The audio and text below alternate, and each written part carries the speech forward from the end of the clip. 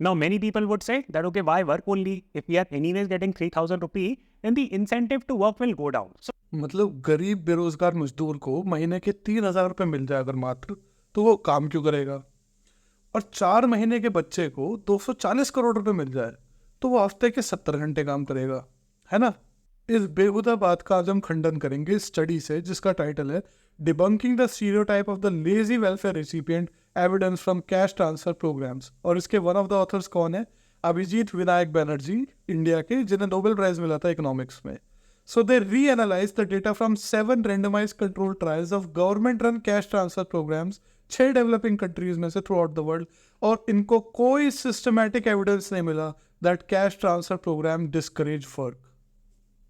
Paper के start में ही बताते हैं कि 119 डेवलपिंग कंट्रीज ने at least one unconditional cash assistance program चला रखा है सरकार ने इन देशों में, और 52 कंट्रीज ने कंडीशनल कैश ट्रांसफर प्रोग्राम्स चला रखे कि अगर आप ये करोगे तो आपको कैश मिलेगा। तो ऑन नेट 1 बिलियन लोग डेवलपिंग कंट्रीज में एटलीस्ट ऐसे एक सोशल सेफ्टी नेट प्रोग्राम में पार्टिसिपेट करते हैं। अब द वेरी नेक्स्ट लाइन क्या है? These programs serve to transfer funds to low income individuals and have been shown to reduce poverty and to improve educational outcomes and access to health services. However, despite these proven gains, policymakers and even the public at large often express concerns about whether transfer programs discourage work. Next line. These types of beliefs tend to be associated with less extensive and less generous social assistance program. मतलब जहां पर cash transfer programme का amount बहुत ही minimal होगा, वहां पर सबसे ज्यादा लोगों का स्ट्रॉन्ग बिलीफ होगा कि अगर हमने कैश दे दिया लोगों को तो लोग आलसी हो जाएंगे और काम नहीं करेंगे। जहां पर ये ट्रांसफर प्रोग्राम ज्यादा जेनरस होते हैं, वहां पर स्ट्रॉन्ग बिलीफ ये होता है कि यहाँ पर अगर गरीबी है तो इसलिए because society itself is unfair. ये ग्राफ देखिए, अब वाई एक्सिस पे जो है cash transfers as a percentage of GDP plotted है, और एक्स एक्सिस में बिलीव्स को क्वांटिफाई किया गया है। Where 0 stands for the belief कि गरीबी इसलिए है क्योंकि समाज अनफेयर है, and 1 stands for the belief कि गरीबी इसलिए क्योंकि जो गरीब लोग हैं वो काम करना नहीं चाहते या आलसी है। इंडिया कहाँ पर है? यहाँ पर 0.4 के थोड़ा सा साइड में दिखेगा आपको, और वाई एक्सिस में लंबाई देख लो कितनी आ रही है इंडिया की, ना के बराबर as a percentage of GDP we are spending on cash transfers program in India.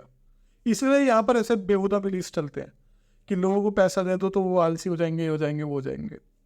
जितना वाई एक्सिस पे आप हायर होगे, आप देखोगे वो एक्स एक्सिस में इधर आपका लेफ्टवर्ड जाते चले जाओगे आप। माने बिलीफ आपका और ज्यादा स्ट्रेंथन होगा कि समाज में गरीबी इसलिए क्योंकि समाज अनफेयर है। और ऐसा क्यों बिलीव होगा? क्योंकि दीज प्रोग्राम्स वर्क, और उसके बाद भी गरीबी है, इसका मतलब they are not generous enough. और बड़ा करो और कम हो जाएगी गरीबी। अब अपनी स्टडी में आगे ये 3 क्राइटेरियाज बताते हैं जो इन्होंने फॉलो करे हैं अपना डेटा सेट के लिए। वो अगर आप रिसर्च माइंडेड हो तो आप पॉज कर सकते हो और पढ़ सकते हो। मैं सीधा जंप करूंगा सेकेंड पैराग्राफ पे। वहां लिखते हैं, across the 7 programs we find no systematic evidence of the cash transfers programs on either the propensity to work or the overall number of hours worked. Propensity to work पे भी कोई फर्क नहीं है, माने हमारी इच्छा शक्ति चाहना, उस पर भी कोई फर्क नहीं पड़ रहा। और एक्चुअली में जो हम काम कर रहे हैं, वर्किंग आवर्स डाल रहे हैं, उस पर भी कोई फर्क नहीं पड़ रहा फॉर ईदर मैन और वुमेन, दोनों के लिए ट्रू है। This is a particularly stark finding given the differences in the context and program design across the different settings. ऐसा नहीं है एक जगह से ले लिया सूटेबल अपनी कंक्लूजन, अलग अलग सेटिंग्स में, अलग अलग देशों में, अलग अलग परिस्थितियों में स्टडीज को एनालाइज किया उन्होंने, और फिर भी इनको सिस्टमैटिक एविडेंस से मिल ही नहीं रहा।